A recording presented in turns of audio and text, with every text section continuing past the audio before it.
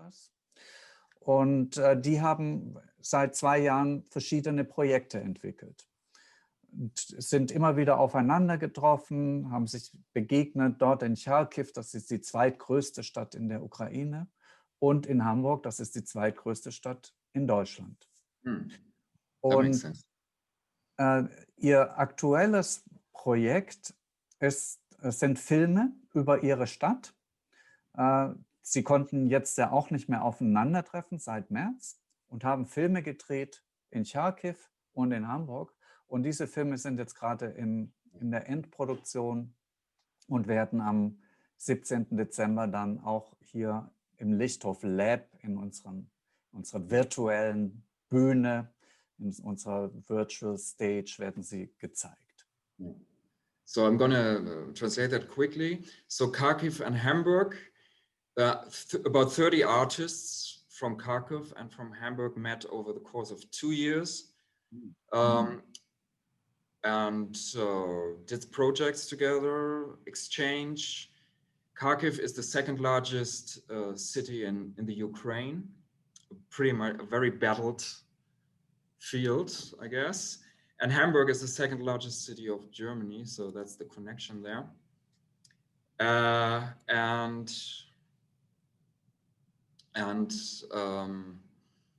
Now after 2 years, there are the experiences and the results out of these exchanges will be are in the final editing period and will be seen on the Lichthof Lab, which you see here, for example, Lichthof Lab.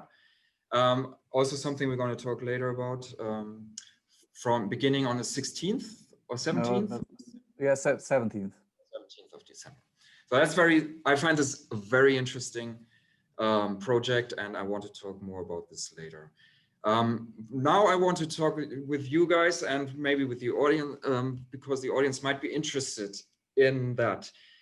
This is a series about mainly theater in German or German theater. Michael Yorni, as I know, although he's an American, I know he's maybe not an expert, but very interested, or maybe even an expert, I don't know.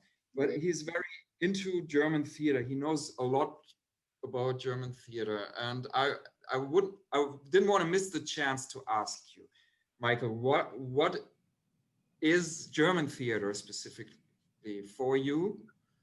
What do you think does it give to the world or to the audience or whatever as that maybe other, or has given maybe, that other theater traditions haven't done?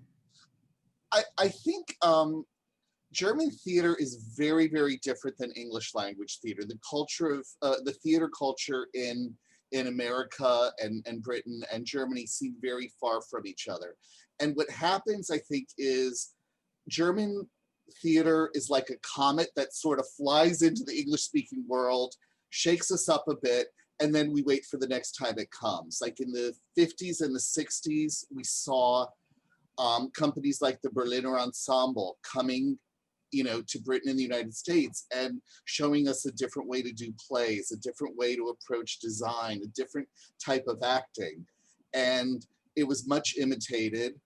Then in the 80s and 90s, German dance theater came, a lot of companies such as Susanna Link and Pina Bausch's company came to the United States and were influential, I'd say, even more in theater than they were in dance. We started imitating what we saw these German companies doing. And now I'm kind of wondering what the next German thing is going to be that's going to come over here and hit us, because some of the things, like in Germany, there's a movement of, we were speaking before this started, post-dramatic theater, which is something, the kind of work, I believe that is a lot of the work at the Lichthof, but you can speak more to that. But in the United States, this kind of work is almost completely unknown. The idea of using a text for theater that's not based in character, that's not based in ordinary storytelling, to us that feels very foreign. And I think we don't, I think in the United States, we haven't been as open to it as we could have been, as we could be, because it is so foreign to us. And I'm hoping it's something that we can understand, because I think it could really, again, it could be like another thing where we enrich each other, where we, you know, we share ideas between the two cultures and find new ways of doing things that make for better theater all over. Do you think it's a problem of the language, or is it? I think it's in part language. Weirdly enough, I'm wondering, back when there were things like magazines, there seemed to be a lot of writing about European theater. There were magazines about theater that would talk about it. There was even, is Theater Heute still published? Yes. The German theater magazine, which in the United States in large cities you could find. And, you know, it's in German. And, you know, what you do is you take the magazine and go to the section of the bookstore where the dictionaries are, and you try to translate it if you don't speak German, like I speak tiny amount of German. But strangely enough, I think with the internet, there's actually a lot less arts journalism as magazines, newspapers are laying off people. So I'm realizing I get less information about European theater than I used to 30 years ago. And I think, I mean, now the really cool thing is, like, one of my favorite ways to waste time is I look on the internet for trailers of German productions of American musicals. You know, I mean, I've seen West Side Story with redheads. I've seen, you know, Kiss Me Kate. And the thing is, that's kind of fun, but the really serious work that's being done in Germany, I'm finding it much harder to find on the internet.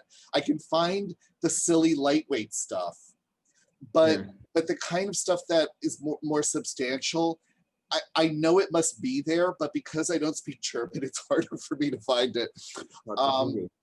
But I think that, and, you know, and I'm just hoping that eventually, one thing that's great that's happening with COVID, one of the only good things, because I mean, it's making people sick and it's killing people, but I do see that things like this talk, we're actually reaching out more and finding ways to contact each other more. And I'm hoping that once this is over, that stays, because I think we really need it. I feel like we are so separated now, and hopefully this can lead to us all being closer together. Yeah, that's a good thought. Matthias, 2 questions about that. First, what's postmodern theater, post-dramatic theater, and do we have information in Germany about American theater? Is that a good? Also, erstens hat auch das amerikanische Theater der 50er und 60er Jahre das deutsche Theater sehr stark beeinflusst, und zwar vor allem Stücke, Autoren. Ja? Also 50er, 60er Jahre mit Autoren, Thornton Wilder und die haben einen enormen Einfluss gehabt auf das deutsche Theater. Und es gab nochmal eine Bewegung in den 80er und 90er Jahren, wo amerikanische Autoren sehr präsent waren, David Mamet zum Beispiel, ja, so diese ganze Gruppe amerikanischer Autoren, die sehr präsent waren auf dem deutschen Theater. Ich übersetze das gerade mal. Bitte? So, ich übersetze das gerade mal. So, Matthias said that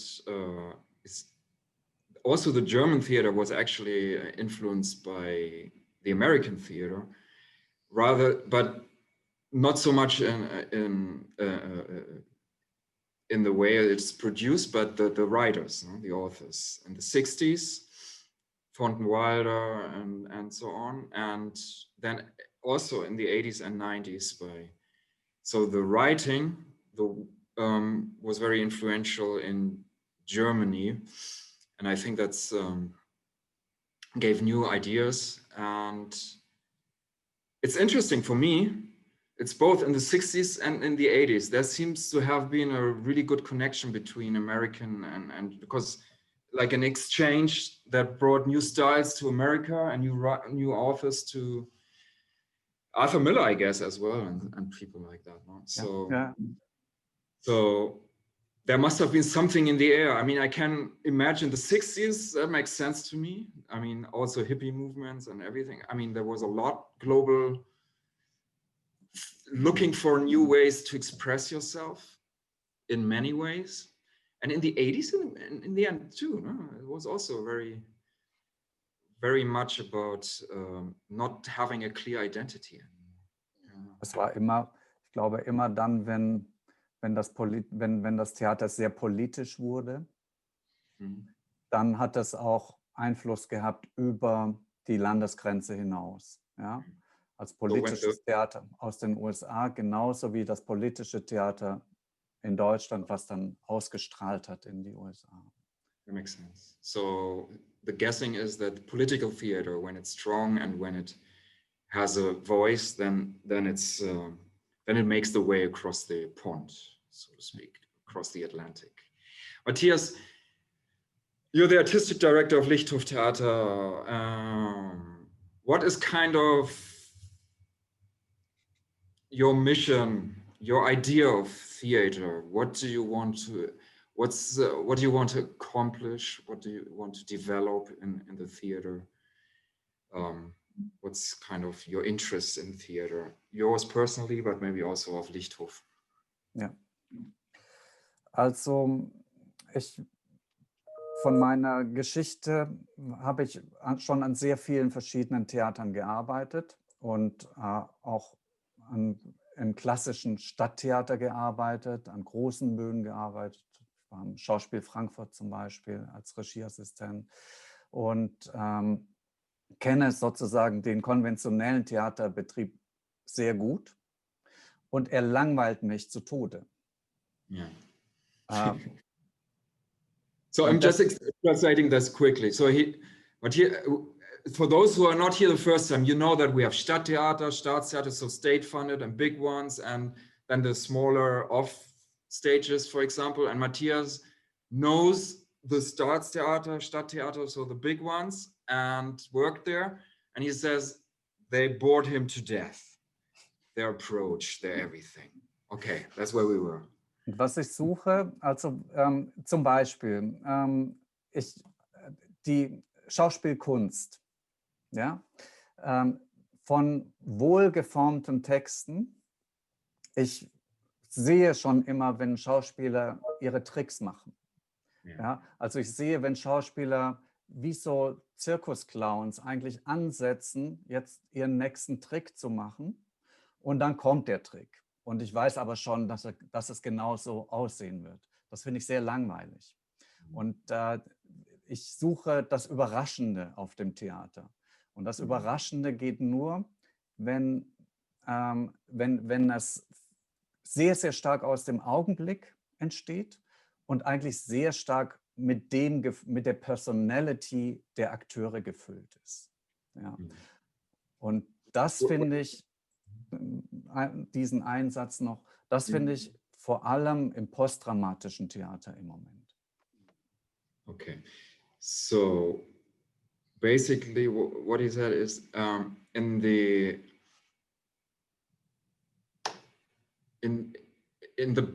big theater or so on, you see when an actor, when you have a well-made play, when you have a good text, a nicely written text, and you see the actors then, and you can already tell what's going to be his next move, his next trick. And if you have a good eye for it, you know in advance what's going to happen. And that's why it's so boring for Matthias and maybe for others as well. Whereas what he's looking for is for the surprise, for the, if you will, that's my word now, authentic, but in the moment, what's happening in the moment that is not premeditated as much as, you know, you have your moves and you know what to do, but it's nothing surprising there. And that's what he's looking for. And he thinks, and that's interesting, he thinks that he can rather find in the sort of post-dramatic theater than in the traditional dramatic theater, if you will. And that leads us, of course, to the question, why? What does the post-dramatic theater do to surprise us? Weil die Akteure auf der Bühne mit dem Thema connected sind. Es sind nicht zwei Schichten von künstlerischen Vorgehensweisen dazwischen. Es ist nicht der Autor dazwischen und es ist nicht der Regisseur dazwischen, bis dann der Schauspieler zu seiner Kunst kommt, sondern der Schauspieler ist direkt am Entwicklungsprozess beteiligt in der Regel. Auch wenn ein Autor dabei ist, hat der Schauspieler sehr starken Einfluss auf das, was geschieht. Und es fehlen diese Übersetzungsebenen. Dadurch kriege ich ein ganz direktes Theatererlebnis. Und ich sehe Leute, die sehr stark mit dem, was sie tun, auf der Bühne verbunden sind. Yeah. So the concept or the process basically is that mainly the actor, he is not the recipient of a text and then has to do it. The actor is really active or integrated in the process of finding the text and finding whatever is shown, story or not story, but so the actors are part of the process from the beginning. There might be an author, there might be, there's probably a dramaturg or whatever, and a director, of course, but the actor is not outside of that. He's part of the creative team from the base on, and that's the different concept. And therefore, there are no layers that kind of divide between actor, what you see on the stage, and the originator, because they're all the same. Is that kind of? Yeah. Yeah. So it's a lot about that the actor in the end is connected, like at the root of it, with whatever is going on, and is not the, so to speak, the medium only of it. Yeah. Is that what's happening at Lichthof, and how do you try to? I mean, let me put it this way. Lichthof started out basically with actors that were not actors. They were interesting people from the street, if you will, and they got a very good surround system, like a really professional surround system. But the hope was basically to get stories out of them that are not artificial, but really direct. Sometimes it works, sometimes it doesn't, but that was kind of the thinking. And then the Lichthof grew to a stage that is on a very different level now, and has evolved and evolved and evolved and won awards and awards and awards. But I think the basic principle that is there, still this directness, but since it has evolved, there must be different way evolved, even when I was there already, but since then. So what does Lichthof do to accomplish this direct theater, if you will? Ja, wir haben diese Arbeit mit den Laien, wie du sie beschrieben hast, die gibt es immer noch bei uns, und wir nennen das Bürgerinnenbühne. Und es hatte jetzt gerade Premiere, leider online nur Premiere, des letzten Projektes. Das steht ganz gut für diese Art Theater, finde ich. Wir haben 9 Menschen aus Hamburg, Westdeutschland, mit 9 Menschen aus Halle in Ostdeutschland zusammengebracht, die in interkulturellen Trainings, tatsächlich sind in den 40 Jahren deutscher Teilung 2 unterschiedliche Kulturen entstanden. Und die eine Kultur war vom Sozialismus geprägt und die andere Kultur vom Kapitalismus geprägt.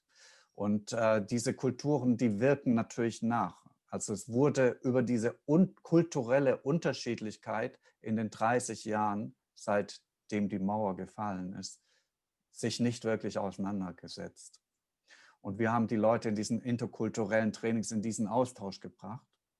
Und es entstehen 2 Stücke, eines in Hamburg und eines in Halle. Das in Hamburg hatte jetzt, wie gesagt, Premiere. Und sie erzählen die Geschichten, der Abend, das Bühnenereignis erzählt die Geschichten aus diesen Begegnungen. Ja? Und dadurch bekommen wir ein sehr direktes, sehr heutiges Theater, was viel mit den Menschen zu tun hat, die auf der Bühne stehen. So there's still this string of, let's say, laymen theater or laywomen theater, and it's a deliberate decision. That's one part, and for example, it's now called the Stage of Citizens, and they brought together, for example, then people from Halle, so from East Germany, and from Hamburg, West Germany, so from former communist Germany and still capitalist Germany.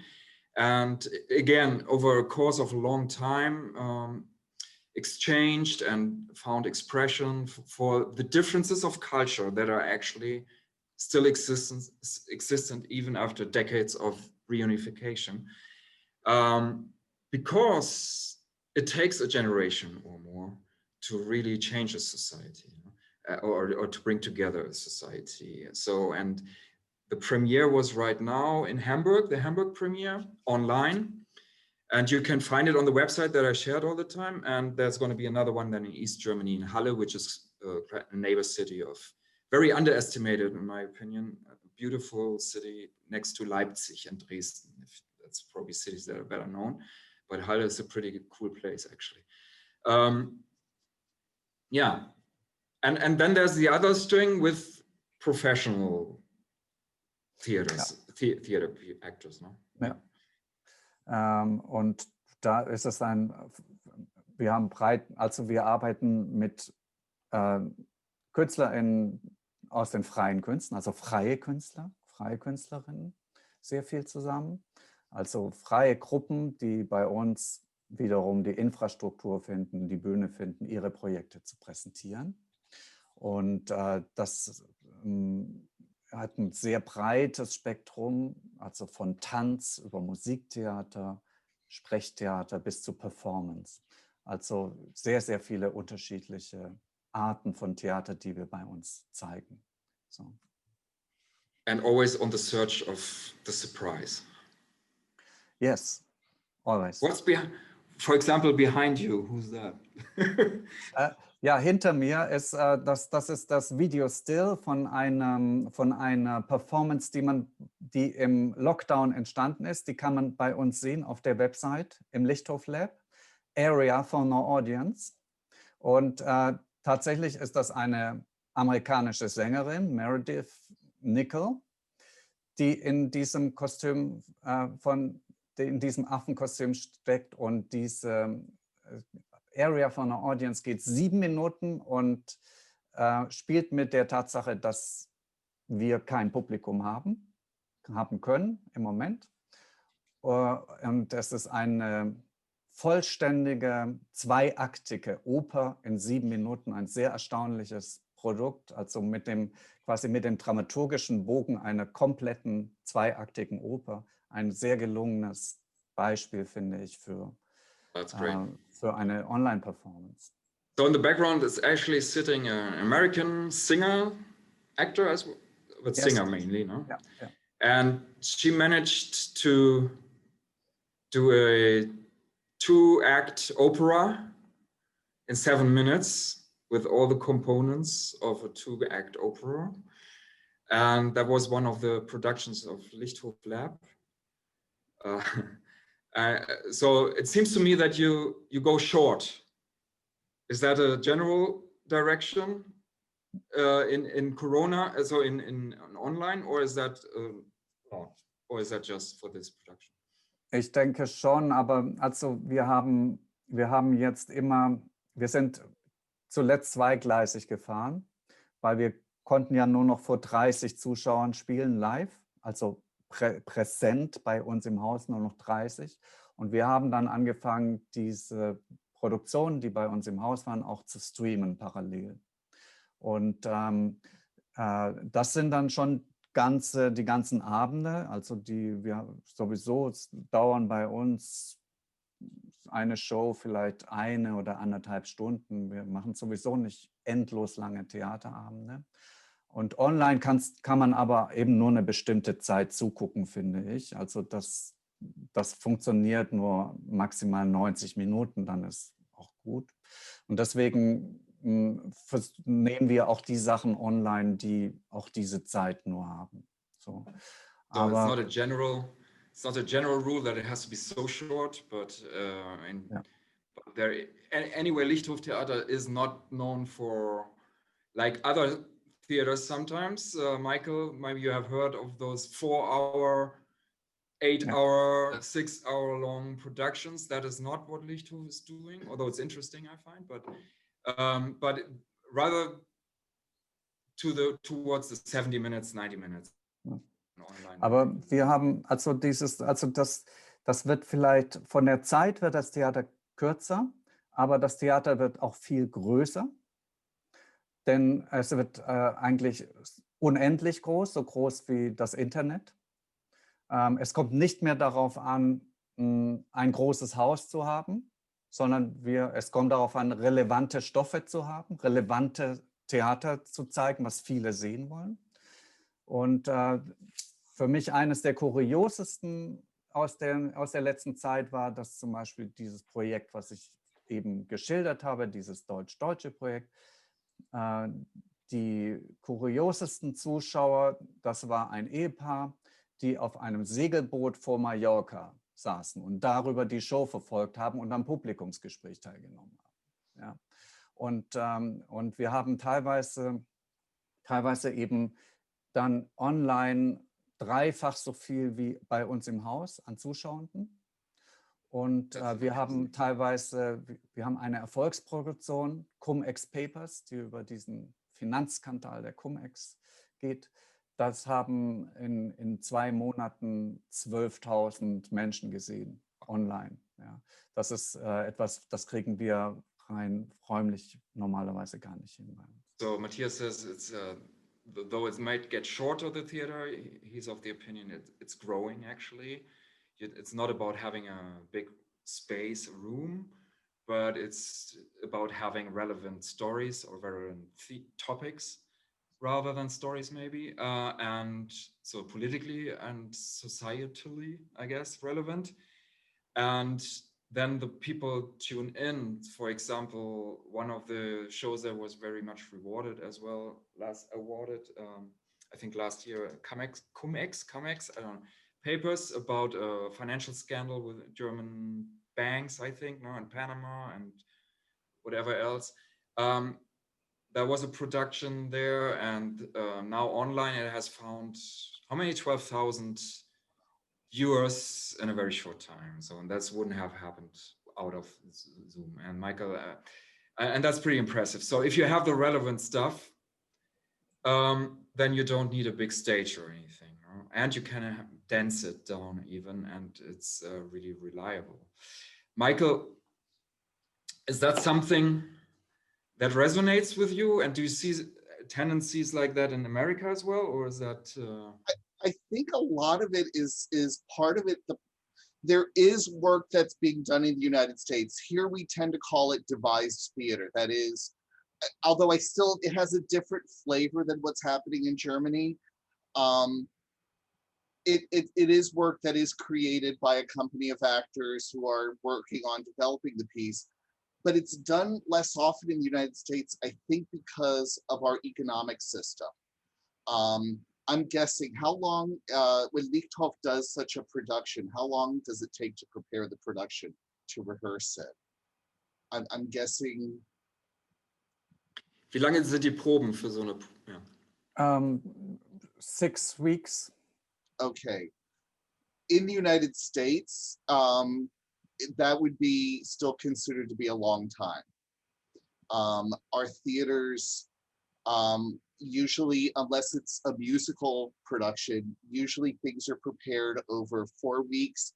In some parts of the country, it may be 3 weeks. And so we work with scripts because they can be developed independently of the rehearsal process. It's harder for us to do that. And because of that, we have less of that kind of work developed here. You see it in colleges, you see it in small groups of independent artists, like in Austin, Texas, the Rude Mechs, who do really exciting work like that. But it doesn't have a widespread impact because we don't have a system to pay actors for. Because of our payment system, we don't have subsidies. People are working on donations and ticket sales. There's a lot of things that are possible in Europe that aren't possible here. Und ich denke, das ist ein wichtiger Punkt. Und die Finanzierung der Produktion, wir haben ein ausdifferenziertes Fördersystem öffentlicher Förderung für freie Produktion genauso wie für die Stadttheater. Ja? Und das ermöglicht natürlich ein ganz anderes Arbeiten, was nicht unter diesem wirtschaftlichen Druck steht. Wir stehen unter dem Funding-Druck, aber nicht unter dem wirtschaftlichen Druck, schnell zu produzieren und möglichst viele Zuschauer zu gewinnen. Ja. So the support by the government, not only for state theaters, but also for free or off theaters, helps to be not under this pressure to produce quickly. You know? So and therefore you can then go into other experiments than when you don't have the time for it, or not an experience, but production ways of production. Could I ask a question too? Also, do you tend to work with most of the same actors over and over again, or is it a different group every time? Ja, it's so oder so, ja, so oder so, je nachdem. Und in Corona, also es gab jetzt breite Hilfen auch für die unabhängigen Künstler in Corona, ja, von Seiten des Staates. Und es wurden viele Förderungen auch vergeben, die gar nicht auf ein Projekt, also auf ein künstlerisches Ergebnis zielen, sondern auf einen künstlerischen Prozess. Also Künstler wurden für ihren Prozess unterstützt, sich Dinge auszudenken, Dinge zu recherchieren, gar nicht, wo es nicht darauf ausgerichtet war, etwas am Ende zu präsentieren. Und das ist nochmal ein kompletter Paradigmenwechsel in der Förderung, was nochmal ein viel unabhängigeres künstlerisches Schaffen ermöglicht.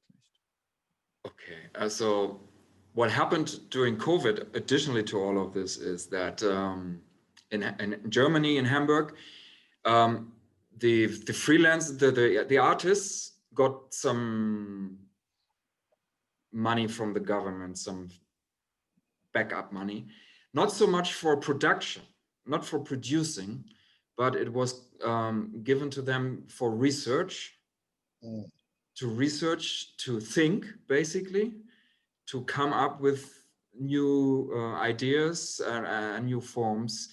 So and he says it was kind of another change in paradigms, going away from only funding, which is already good, a production, to funding the preparation, so to speak, for the process, the artistic process.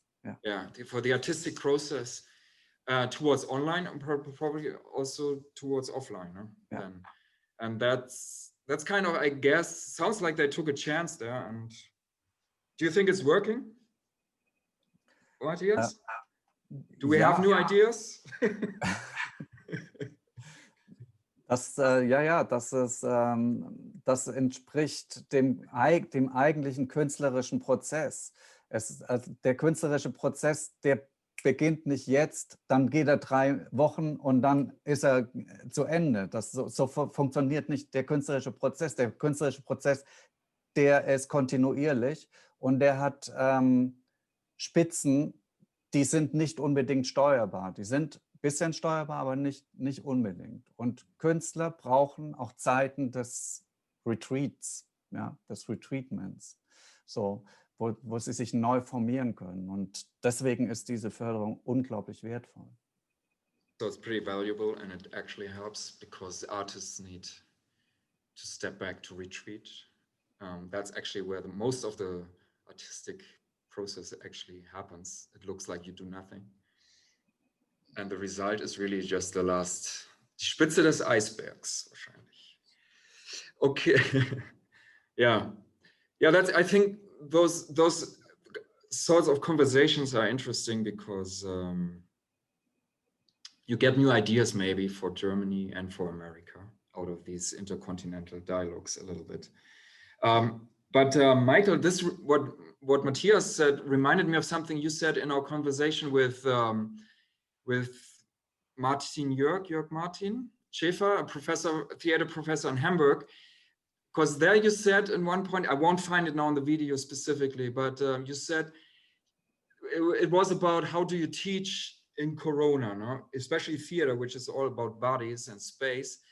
And you said you cannot teach everything as you could, but what you can teach is the thinking process, something in that area you also mentioned. And then you mentioned specific ideas that you have had found or that, and so on. And I would like to, the audience, I'm going to open the mic for you in a second, but I would like to play a little bit, at least from the video that we have, that I would like to share. And then you can all write your comments anyway, but then we can also open up the mics and ask questions. And I'm going to show a little bit of this conversation.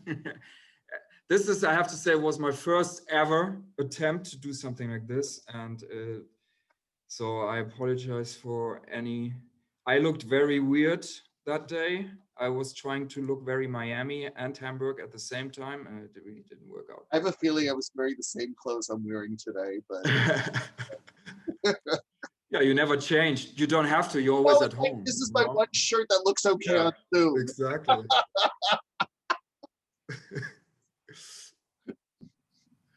So this is looking into the stars. My question was, before he starts, why do actually people study theater? Because it's not you won't make much money with it probably unless you are lucky. So what's the point of studying? And from there we went into the question, how is it affecting people in the theater arts? Let's see. I hope you can hear it. Like passion, I hope. Yeah. Like it's not exactly what they're going to end up having well-paid careers with, I would say. I mean, same as the humanities or the liberal arts. In the States. I mean, some want to become teachers. So if you want to become a German teacher, you have to take our classes as well. But some want to go into media and some even into theater as dramaturgs or the people in performance studies as performers. So they are a bit scared right now because, of course, the whole scene is sort of breaking down. Yeah. Is that comparable to Miami? Yeah, I mean, it is the same thing. Some people do want to go into the profession. Some want to go on to grad school. Others want to teach, and others just want to take advantage of their time in school to understand themselves and the world better. And you know, it's kind of hard. And for most students, I think it switches over the course of their 4 years. No one comes out of school the same as they entered it.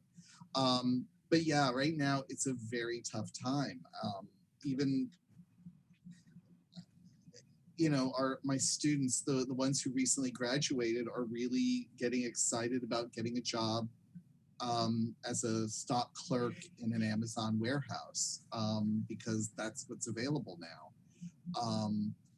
No one is really starting to look at starting their career as a performing artist. No one is even, very few of them are even really looking at starting to teach, you know, because a lot of our students do teach. When they graduate, they teach in the middle schools and the high schools. They teach kids here, but it's hard and no one knows what's going to happen in the fall. And so it's a very uncertain time. We know now.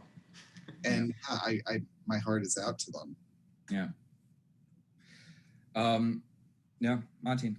Can I just, like in Hamburg, we have performance studies MA, which is part academic and partly practical. And And of course, they are extremely stressed out. I mean, they have to perform their practical exams, which are also their showpieces when trying to establish themselves as freelance performers later on. So right now they're having to rehearse under social distancing rules with very limited time, very limited space. There will be no public performance for the pieces, but only ones for the professors, which we of course try to stream, but it's not the same.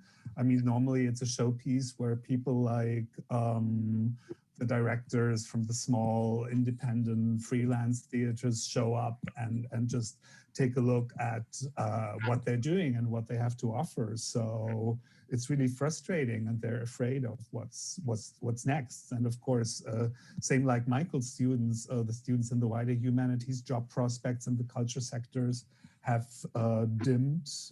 They lose a year of studying if they're still in there. Some who have moved back with their parents for a better internet connections, and it's the loss of the whole social dimension of studying, of just meeting people, hanging out, talking to them in between classes. You zoom into the Zoom class and then you're out again. It's interesting because now with the way things have changed, seeing students teaching over Zoom, I also teach a class for students who honors students in my school, and I've seen all their bedrooms. Because they're looking for a private place to take their classes. And for most people who are 18 years old or 19, that's their bedroom. They don't want to be in the living room with their mother or father walking around, and they don't want to be, someplace where they're going to run into siblings. So it's very, it's strange. It's both more distant and more intimate. There was one student, she did a presentation, and it was a really good one. And then at the end, she lifted her hands, and you could tell she had her blanket, and that she'd done this whole presentation sitting in her bed. And when she was done, to feel safe, she covered herself up. And that is bizarre. It is. And I don't know if it's a thing in Europe, but here, there's a lot of people who feel that, you'll notice, this is not my home that you're seeing behind me. This is this is actually a German opera house. But now I'm disappointed. I assumed it's I assumed it was yours. So please look, we have anything like this here. No, but there's a thought that having students on camera in their home is an invasion of privacy, and that if students don't have equipment that allows them to do an effective virtual background, we're invading their privacies. We're reinforcing class differences, because you can tell the economic status of a student by their background, by what's behind them. So, yeah. You were saying, how is it? Yeah.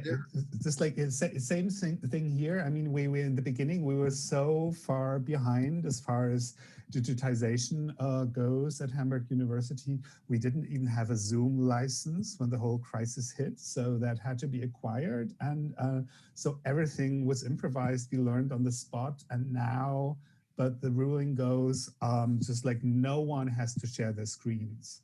And we have to tell the students that they don't have to share their screens, with the result that I look at, 25 black boxes and speak to them. Yeah, and they don't even have to share for privacy reasons. They don't even have to use their real names in a Zoom conference. So now I look at 24 boxes with numbers on them, or just like that. It could be theoretically possible. I mean, some do share their backgrounds, it's sort of weird. And then I ask questions and try to enable discussions, and sometimes something happens, and sometimes not so much. And there's actually the problem, some students don't have good connections, and so they can't participate fully, and you'll get them You also have the chat box in Zoom. And so they'll ask their questions in the chat. And it's very difficult because you're focused on the students you can see, and you're looking at this box, and you're also going through your notes with the material you have. And I'll tell you, if I didn't have a huge computer screen, I would be completely sunk because it's way too many things to focus on. And it's also like the essence of theater, which is, you know, it's our presence together. And it's the same issue with teaching. The fact that we're not in the same room means we can't do it in the same way.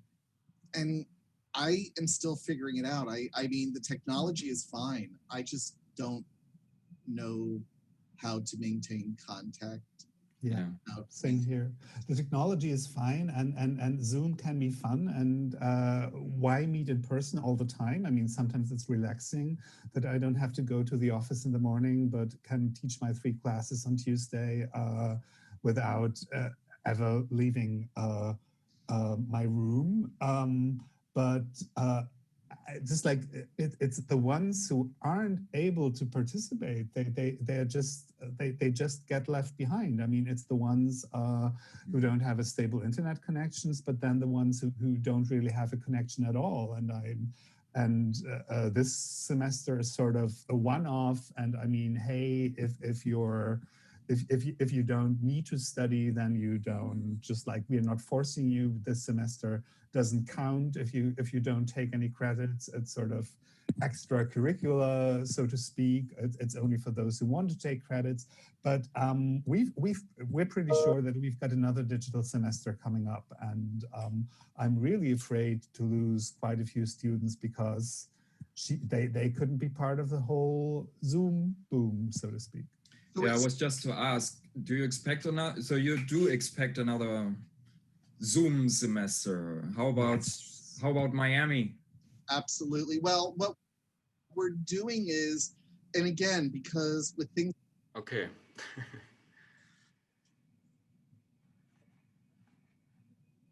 I'm sorry. I'm still kind of getting over what you were wearing, Oliver. That I know. It just was a lot. Right? I was trying to create a new style. I now I get it. I remember at the time I couldn't figure it out, and then I realized German hat, Miami shirt, right? Exactly. Yeah. It was my most beautiful public appearance ever, I think. So when I hear back that, I find it so funny. Some things are so almost naive already. So no, about the Zoom, everything is so new. That's why we were all talking a few months ago. But the problems are still the same. Yeah. I still have to admit, I'm so happy I have my 34-inch computer screen, or I couldn't handle any of it. I would like to ask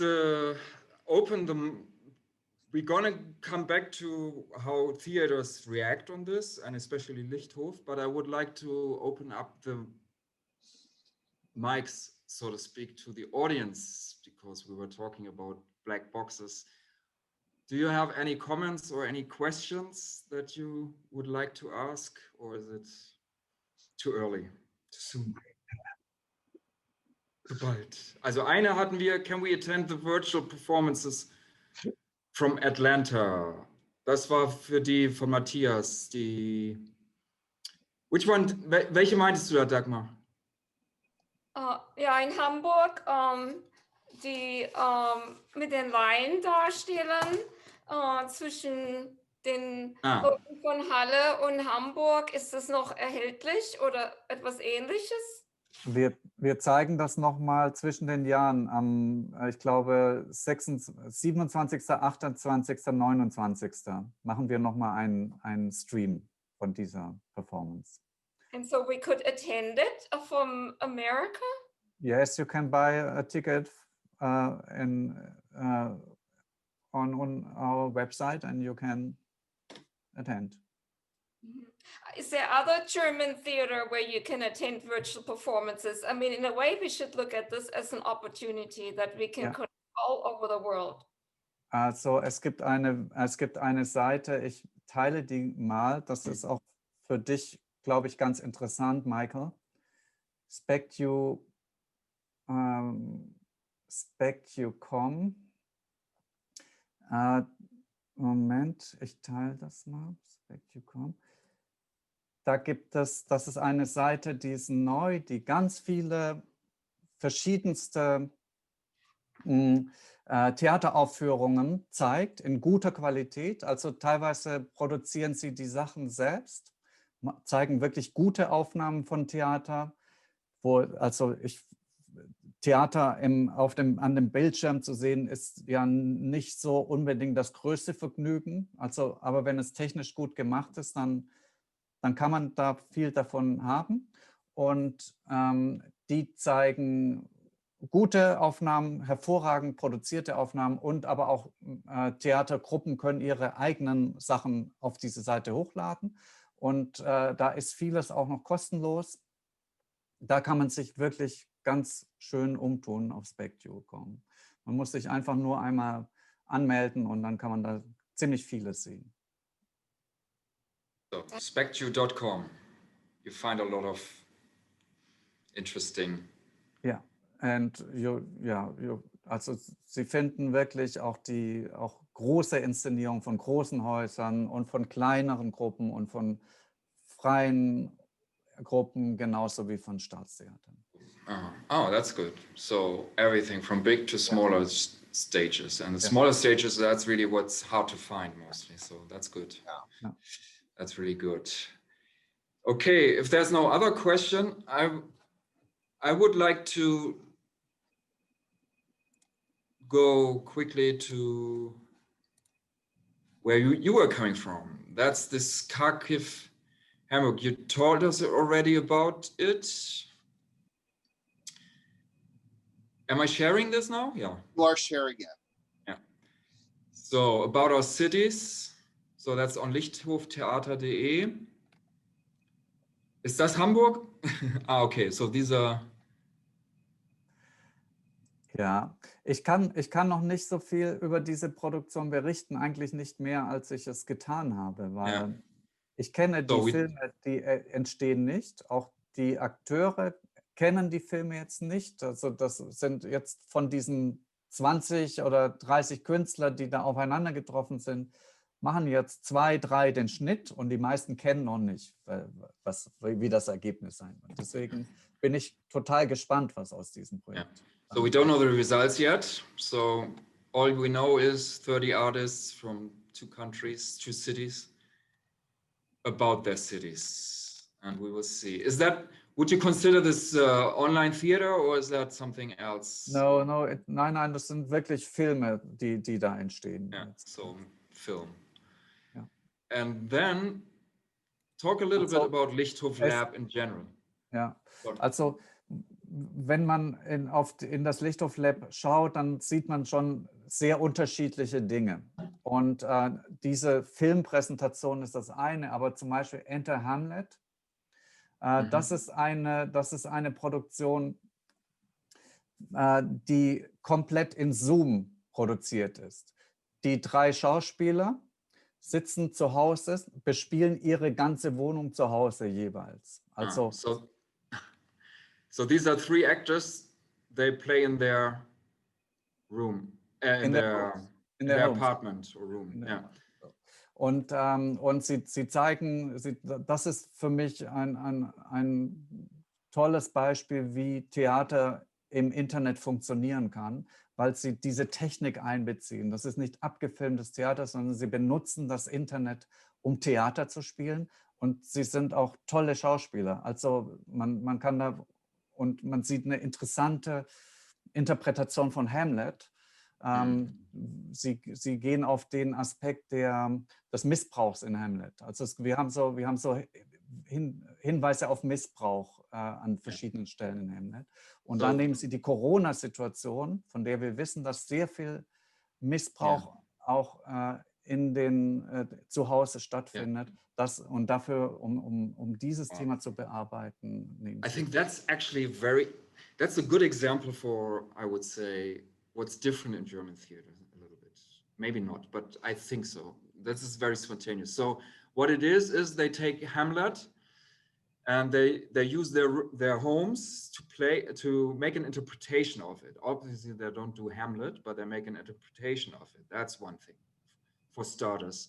Then they use technology. Then is available, and then they focus on one aspect of Hamlet, or rather hidden maybe, but aspect, and that's the aspect of, how do you say that in English? Kann mir jemand helfen? Missbrauch? Domestic violence, basically. Abuse, Oliver. Yeah, exactly, abuse. And take hints in the Hamlet to use this hints in Hamlet on abusive behaviors, and take that into the COVID-19 reality, where we know that domestic violence and domestic abuse and so on has risen immensely because everybody's at home. And so they use this, let's say, old text to focus it on a very new, very different aspect, very contemporary aspect, and very now aspect, and take kind of the situation as and take it and turn it into some sort of art, no? And they still do theater. It's not but that's always the question. What is theater really? Is it theater when it's recorded or not? I guess. No, yes, it's not filmed, recorded theater. Yeah. Also das ist nicht Theater, was für die Bühne gemacht wurde. Yeah. Das Okay. ist Theater, was fürs Internet gemacht wurde. Exactly. It's really not theater made for the stage, but for the internet. Yeah. And that's kind of the difference. And Michael, that reminds me of something, Miami Motel Stories, for example. Yes. Which was one of your examples about how Zoom theater, so to speak, can kind of replicate actual theater. There is, well, again, I think what you translate is not the form, but the thinking. And there's been, there's a company in Miami called Juggernaut that has done these immersive pieces in specific sites. But they've started another project called Long Distance Affair. They just did one and they're doing another one soon. And what they do is they do immersive theater, which is the kind of theater where the audience enters into the space with the actors. You know, often an audience of less than 5 and maybe even just 1 or 2 people. And they're sort of participants in the event. And somehow what they did is they on the internet, they found a way to think in the same way about Zoom.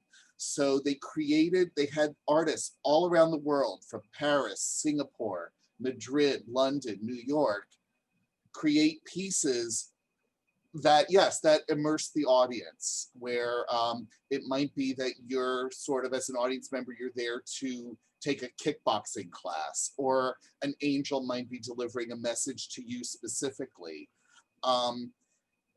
And so it's the same kind of thinking you would do in a live performance, but they're doing it through the internet. So it's not really a film, because they're not thinking about the things that film does.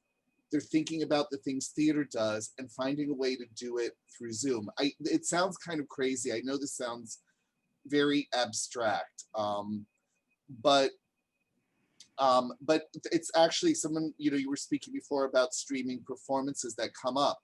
This is coming up, and again, they're keeping it international. They will have artists in Europe, in Asia, South America, in their own private spaces, doing a performance that involves the audience in the way that immersive theater involves the audience. Immersive theater is very big in Miami. It's kind of something we specialize in down here. But it isn't, and I do think there is a difference between theater that is done streaming, even if it's filmed and broadcast, it's different. In the same way, television is not the same as movies. It never felt the same. We think about it differently. We experience it differently. Even when we're watching a movie on television, we don't experience it the way we experience a television program. And I think that we're kind of learning that theater doesn't, how can theater be theater when it's streaming? It's a question I think we're all kind of facing. And that's you know, we're all finding different answers. Wir sind ganz am Anfang. Also durch Covid haben wir angefangen, überhaupt Theater in das Internet zu bringen, weil es hieß immer, das geht nicht. Theater im Internet geht nicht, das ist kein Theater. Und jetzt sehen wir, es gibt Formen von Theater im Internet, die sind absolut Theater und die funktionieren wunderbar. Und wir sind aber ganz am Anfang eines Forschungsprozesses, wie funktioniert Theater im Internet. Und wir wissen, natürlich ist es nicht ersetzbar, das Präsenzerlebnis ist nicht ersetzbar, aber wir können andere ebenso qualitative Momente schaffen. Und da stecken dann andere Chancen drin, zum Beispiel die Internationalität, die wir da verwirklichen können, die wir vor Ort nicht können.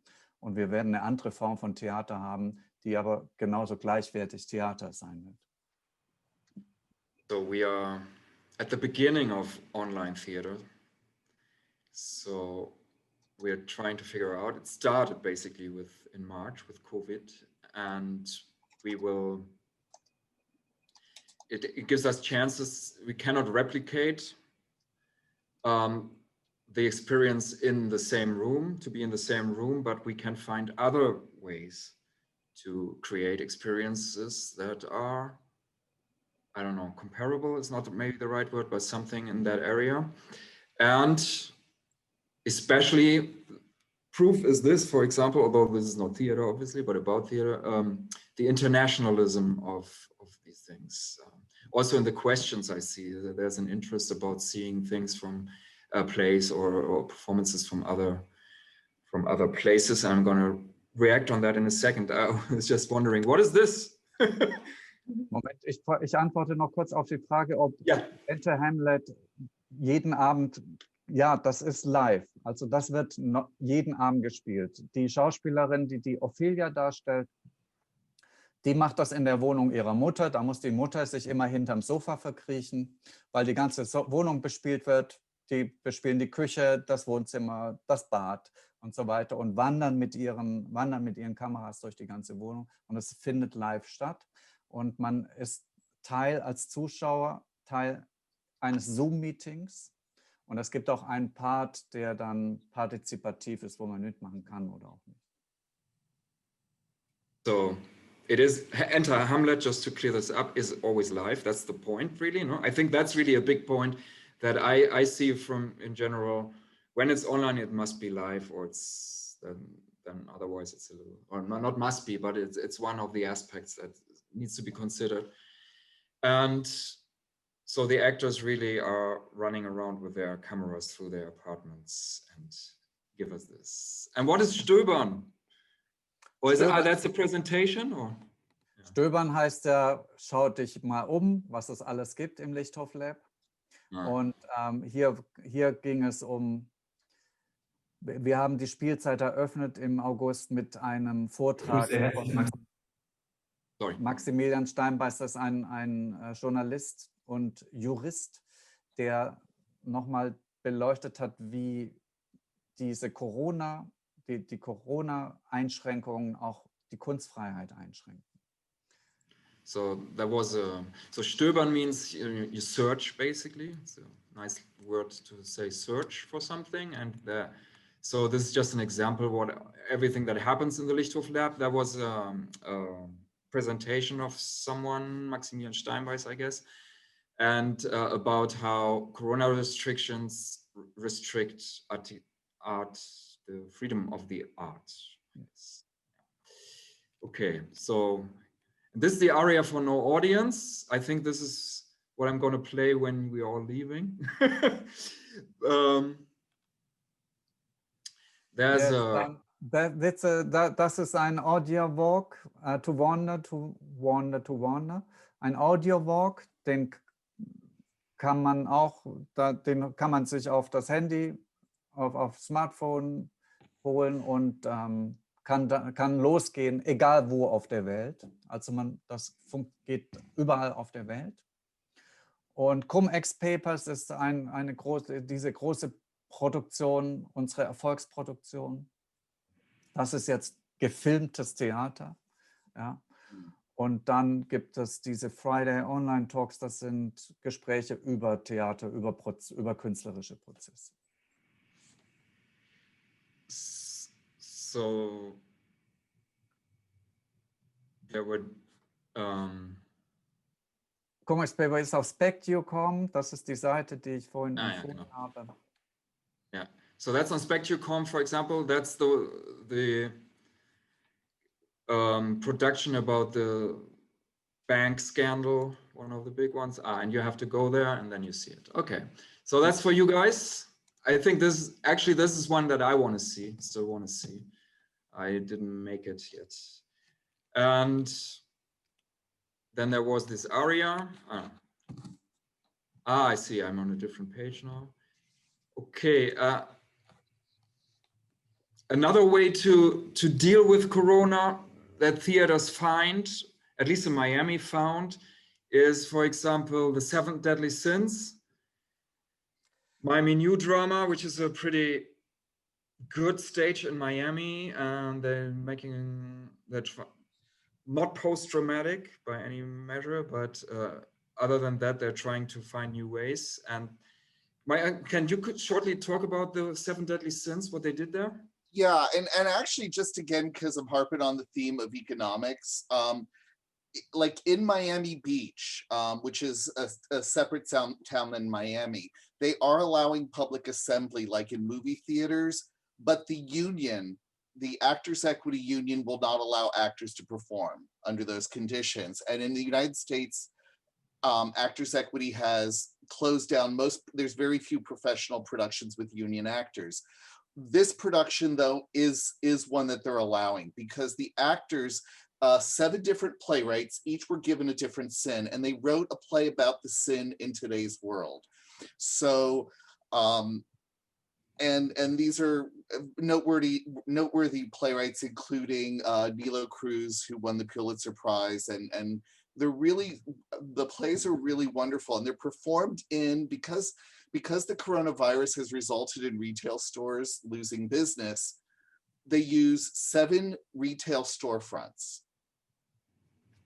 but they're beautifully designed. It's a really elegant, beautiful, expensive-looking production. But the performances happen. You're on this shopping plaza, Lincoln Road, which is closed to traffic. It's just people walk there.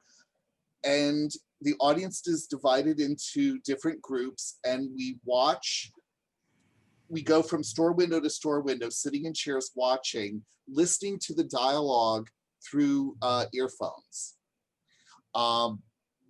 So for example, here where you see the man with the woman, that's actually a scene from Lust, which is by Nilo Cruz.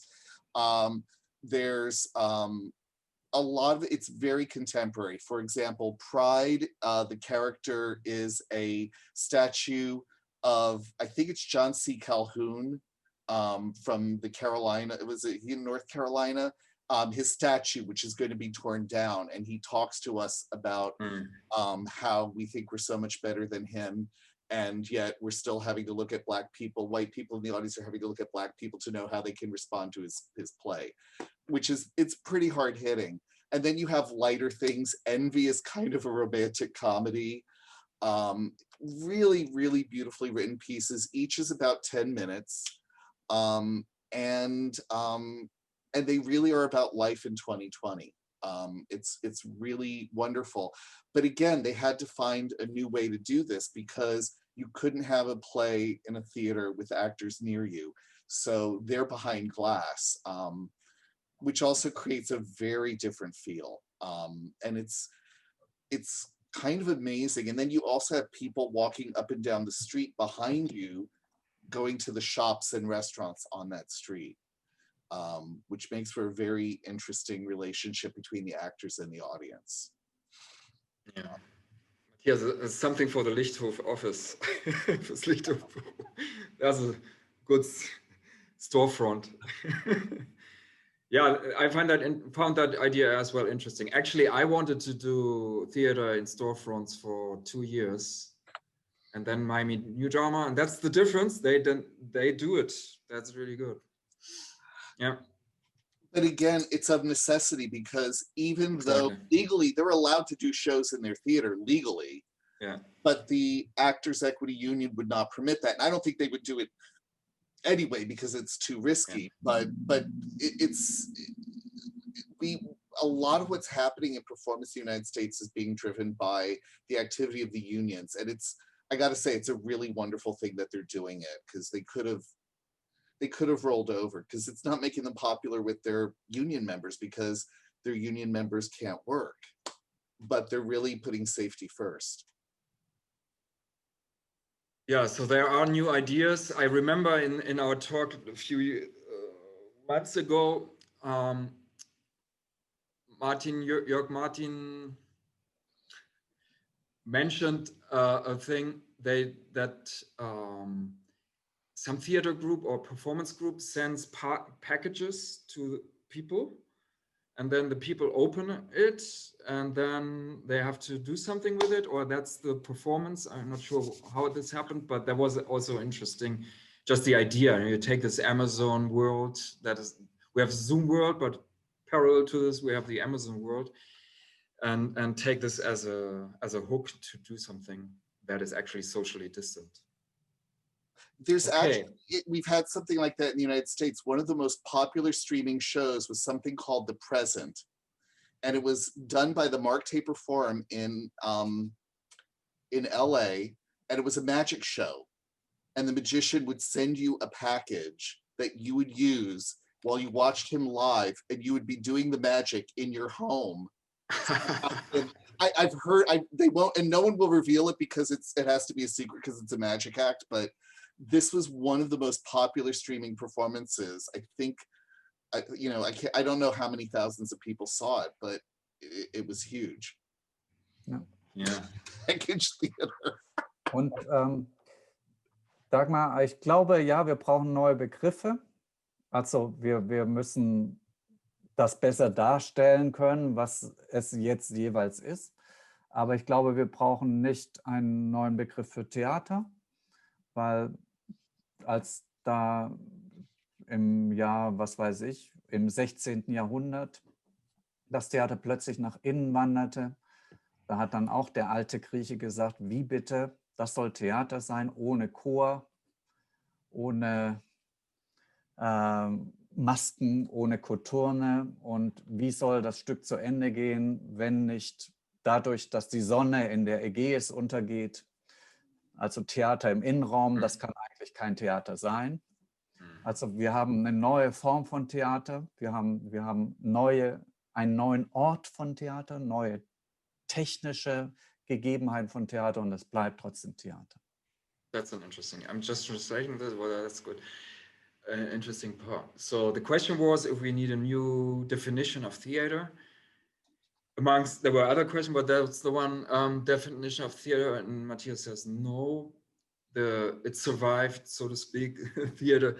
The definition of theater, when theater around 15th century, 16th century, went more and more into the sort of stage that we are now used to. There were also people saying, is this really theater, and how can it be? It has to be like the Greek theater was, outside and with the sunset in the back and with masks and choruses and everything. So whatever we're doing here, Shakespeare and so on, is not theater anymore. But obviously nowadays we would say, yeah, it's still theater, and now we're drifting into another sphere. We're going more and more inside, maybe, and that is then probably, we have masks again. Yeah. Probably that's actually very true. Yeah. So probably we don't need a new definition of theater, what it is, but a new way, but new terms for differentiation of theater. What is what kind of theater? Good. I think we're coming to the end. If there are no more questions, I just wanted to say that our neighbors from Goethe-Zentrum Atlanta, the Alliance Theater, is also doing A new sort of theater, a drive-through theater is currently running with monologues as well.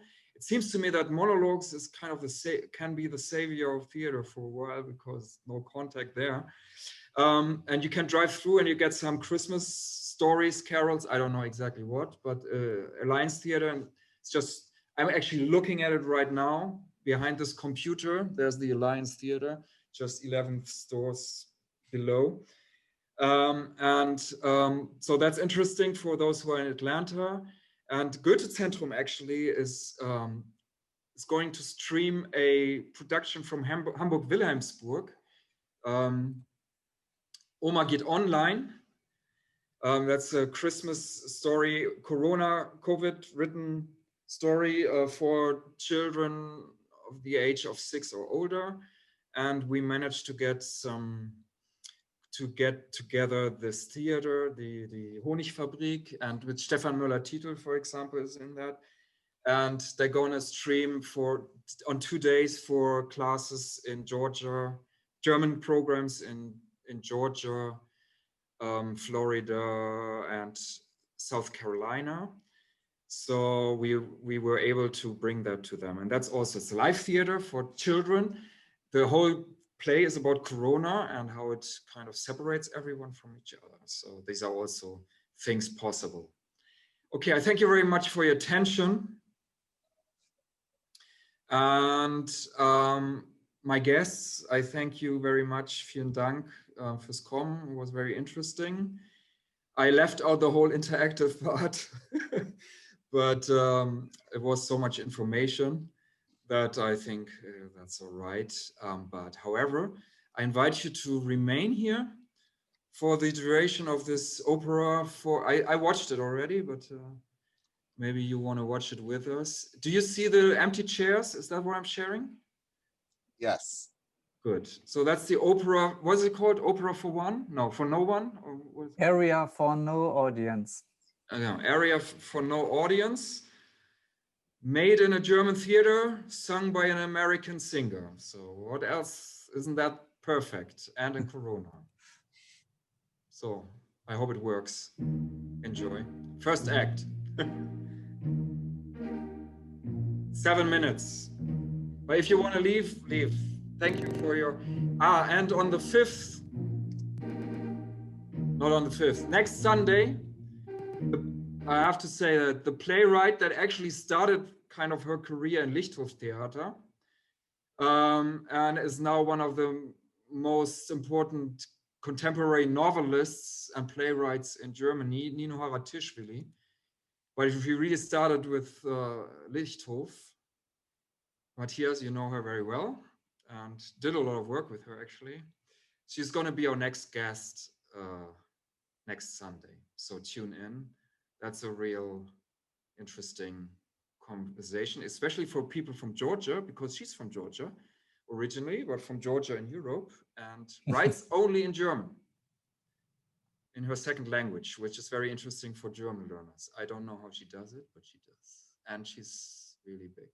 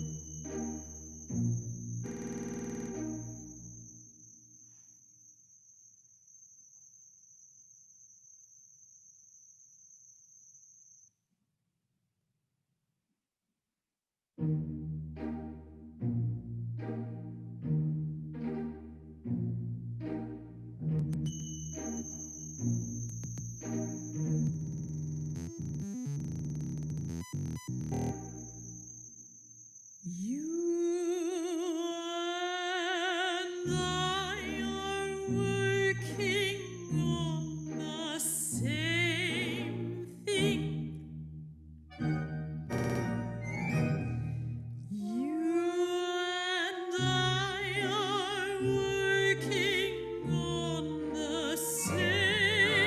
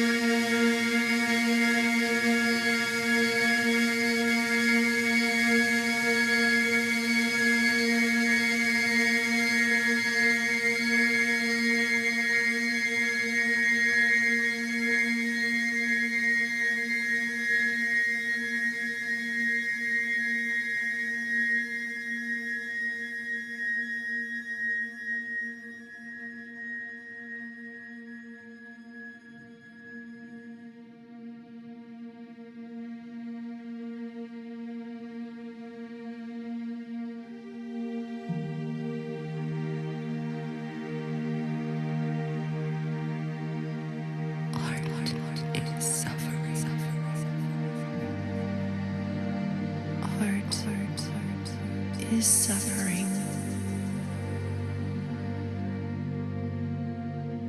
Art is suffering. Art is suffering.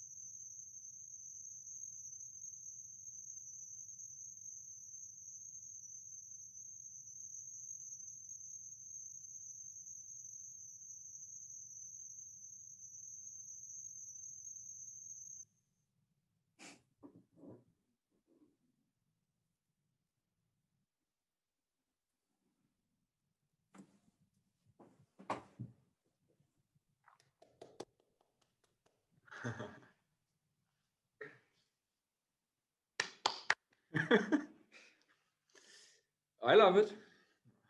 Ich liebe es. That was fun.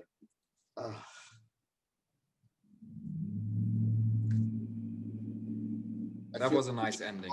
Yeah. I feel like we should all go out for like a virtual burrito or something.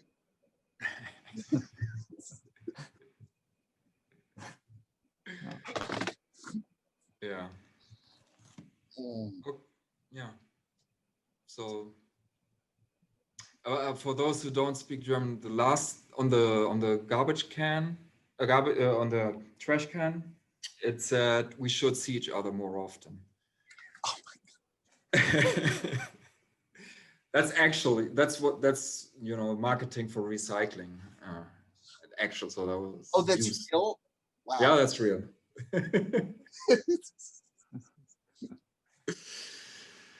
Very good. Okay, yeah, the after party package is. I think we get more people if we offered, like, if you sent out burritos at the end for everyone to eat at home. Yeah, are burritos big in Germany? Or Glühwein or something. Glühwein, yeah, okay, that's. That's actually true. Should do that next time. But I think I wanted to say some wise words for the end, and now they slipped away. But oh yeah, genau. you get your vaccine, and with that you get your burrito then.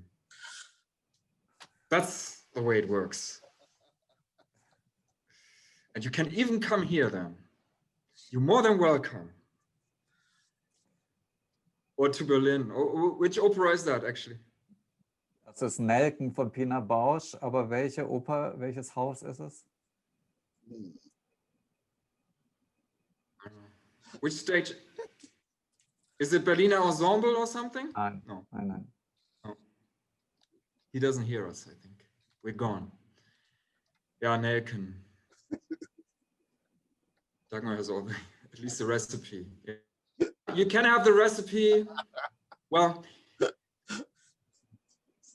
we had a cooking show going on, so maybe we're gonna make another cooking show next year. There will be the recipe. Recipe is always, open minds and friendly voices. And with that, I thank you all for being here. Next Sunday, same place, same everything. And thank you, Matthias, that you could make it. You had a long day now. Und Michael as well. And everyone else. Vielen Dank für euren Besuch. Bis nächstes Mal. Bleibt gesund. Be safe. Danke. #zusammen nicht getrennt.